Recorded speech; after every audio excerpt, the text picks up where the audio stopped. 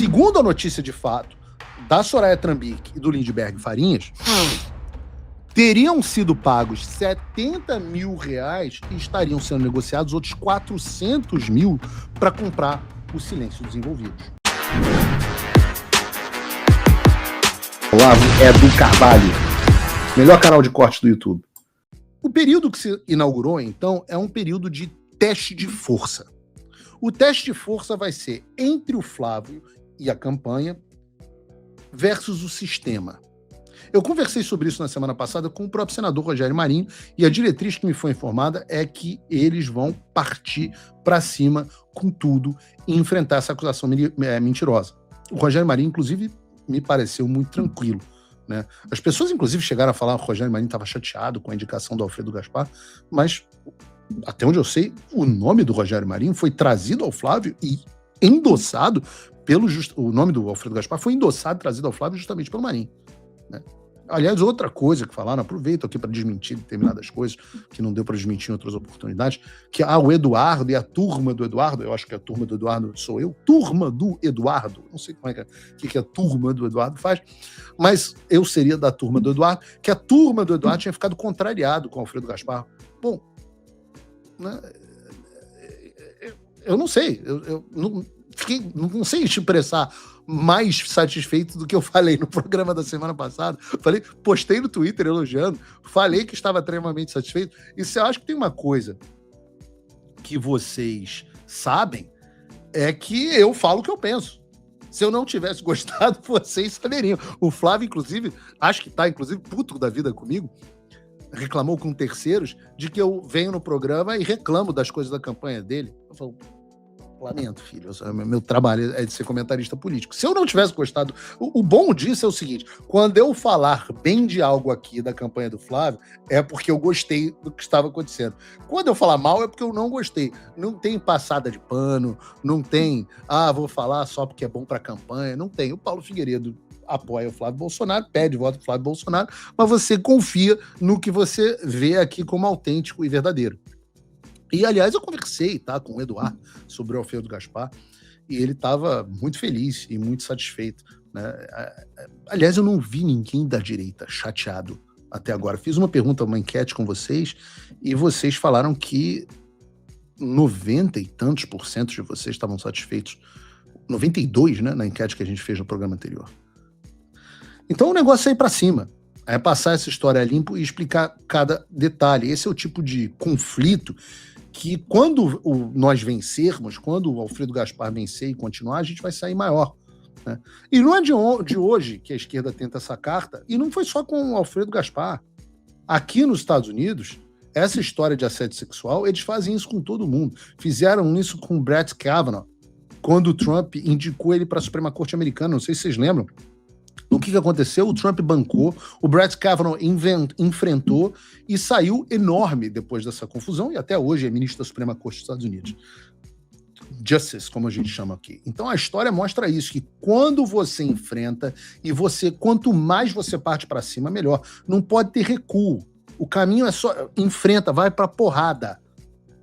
Tem até uma citação aqui do Rogério Marinho, quando perguntaram sobre esse assunto, ele falou assim, não podemos aceitar a banalização de táticas sujas. Sabemos quem é Lindbergh e a sua reputação. Não aceitaremos que a formação de nossa chapa seja influenciada por alguém sem qualquer credibilidade. Não aceitaremos que acusações vis como essa sejam usadas para fazer chantagem e colocar a campanha refém de pessoas sem escrúpulos, atacando quadros sérios e competentes que provaram seu valor ao tornar público o escândalo do roubo dos aposentados, conduzido por expoentes do PT e pessoas próximas ao presidente, inclusive Lulinha. Então é isso que eu quero fazer aqui nessa pauta. A gente vai retomar alguns dos eventos e analisar essa história da acusação contra o Alfredo Gaspar, e daí você de casa vai poder tirar a sua conclusão com base nos fatos. Vocês devem lembrar, e a gente já falou sobre isso aqui no programa, que o Alfredo Gaspar foi relator da CPI, da CPMI do INSS, né? Aquela comissão que investigou o roubo bilionário praticado contra aposentados e pensionistas brasileiros. A gente já falou também que no relatório de mais de 4.000 páginas, o Alfredo Gaspar propôs um indiciamento de 216 pessoas e também defendeu publicamente a prisão do filho do Lula, Lulinha. Agora, adivinhem quando que surgiu essa acusação de que o Alfredo Gaspar tinha cometido esse estupro? Exatamente no momento em que ele estava ferrando tudo quanto é corrupto em Brasília, porque a turma do governo Lula estava completamente desesperada com a CPMI. No dia 27 de março de 2026, enquanto o Alfredo Gaspar fazia a leitura do relatório da CPMI e colocava o nome do Lulinha no centro das investigações, o Lindbergh Farinhas resolveu interrompê-lo e chamá-lo de estuprador no meio da leitura do relatório. Mas aí você deve se perguntar o seguinte, chamou de estuprador por quê? Tem algum inquérito, conclusão de inquérito chamando de estuprador? Não. Tem processo contra ele? Não. Ele foi condenado por alguma coisa, por estupro? Não. Tem a acusação de um político corrupto que queria deslegitimar o relatório da CPMI do INSS que ferrava com o Partido dos Traficantes, do qual ele é membro, e com o filho do Lula. Naquele mesmo dia, o Lindbergh Farinhas e a Soraya Trambik apresentaram ao diretor-geral da Polícia Federal, Andrei Rodrigues, sobre quem a gente vai falar ainda nessa semana, uma notícia de fato contra o Alfredo Gaspar. No documento, eles afirmavam ter recebido registros, conversas e informações que indicariam que o Alfredo Gaspar teria mantido uma relação sexual com uma adolescente de 13 anos e que uma gravidez teria resultado dessa relação. Eles disseram também que a criança tinha sido registrada como filha da sua avó e não da adolescente, e que uma pessoa teria atuado como intermediária para impedir que o caso chegasse à autoridade. Mas não parou por aí. Segundo a notícia de fato da Soraya Trambik e do Lindbergh Farinhas, teriam sido pagos R$70 mil e estariam sendo negociados outros R$400 mil para comprar o silêncio dos envolvidos. Ou seja, o Lindbergh Farinhas e a Soraya Trambik imputaram ao Alfredo não só um estupro de vulnerável, mas também toda uma operação de encobrimento com intermediário, pagamento e a tentativa de impedir a atuação das autoridades, o que também configuraria crime de obstrução de justiça. Mas quando a gente sai da manchete e começa a examinar o que efetivamente foi apresentado, a gente pega as mentirinhas e a história começa a desmoronar.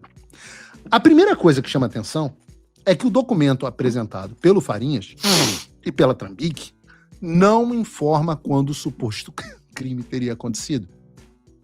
Não identifica publicamente a vítima, o local, a circunstância ou qualquer ato concreto praticado pelo Alfredo, nem tampouco apresenta na peça qualquer comprovante bancário dos R$70 mil, registro da negociação dos outros R$400 mil, perícia dos prints, prova genética ou qualquer coisa. Não tem absolutamente nada que comprove o que eles dizem na tal notícia de fato. A única coisa que tem é a acusação de um petista e de uma apoiadora do Lula contra um cara que estava relatando os fatos de um dos maiores esquemas de corrupção da história do Brasil, que, como sempre, envolve o PT. Em outras palavras, eles mandaram um não tenho provas, mas pode confiar, la garantia sou eu. O documento também diz que existiam anexos sigilosos, registros e conversas entregues às autoridades. No entanto, mais uma vez, eles não dizem quais são e nem a quais autoridades foram entregues esses anexos. Até agora, nenhum desses elementos foi tornado público, de maneira que comprovasse as alegações gravíssimas contra o Alfredo Gaspar. Curiosamente, nessa notícia de fato apresentada à Polícia Federal, os dois escreveram que não pretendiam formular juízo definitivo de culpabilidade. Mas diante das câmeras, horas depois, ou melhor, horas antes, o Lindbergh chama o cara de estuprador. Ora, se você chama o cara de estuprador, como é que você não está fazendo juízo definitivo de culpabilidade? Eles viram que fizeram cagada, acusaram o cara de um crime que ele não cometeu e que eles não tinham como provar, e para tentar se safar, escreveram uma notícia de fato sem prova nenhuma para falar que as autoridades estariam investigando o Alfredo Gaspar.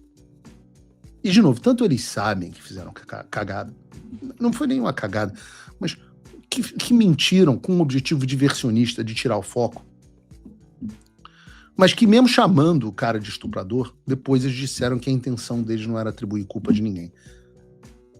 Eles mandaram uma espécie de foi mal, tava doidão. Né? Foi mal, tava doidão. E essa é a primeira grande bizarrice dessa história. A segunda envolve a Soraya Trambicki.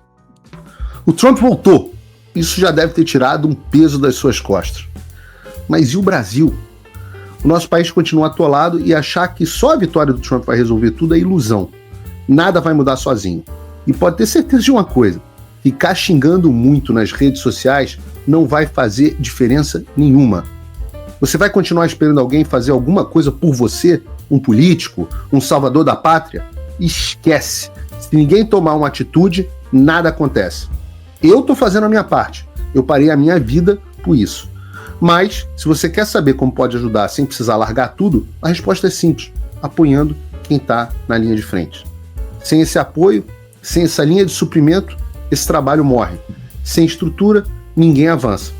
Então acessa www.paulofigueiredoshow.com/apoie e com $5 por mês você pode fazer parte disso. Se puder mais, eu recomendo, seja um patrono Gold e participe ativamente no grupo que me ajuda a pautar esse debate. O que vai definir o futuro é quem faz e não quem reclama. A escolha é sua.